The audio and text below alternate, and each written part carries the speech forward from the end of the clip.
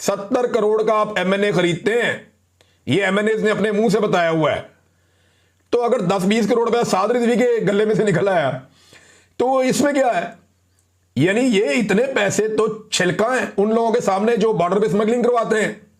जरा चेक कर दें कि चमन में जो स्मगलिंग होती है उसमें से कितना पैसा वसूला जाता है। चेक कर लें आप जाके, ईरान से जो तेल आता है उसमें कितना हिस्सा कौन कमाता है, मादनियात में कितनी दिहाड़ी लगती है, वो चेक कर लें। पीनट भी नहीं है ये उसके सामने, कख नहीं है, कुछ भी नहीं है।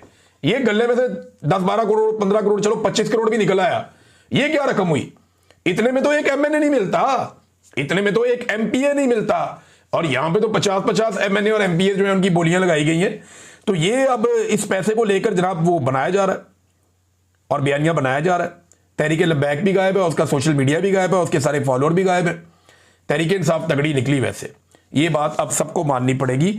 उन्होंने बदतरीन मार खा के भी हार नहीं मानी।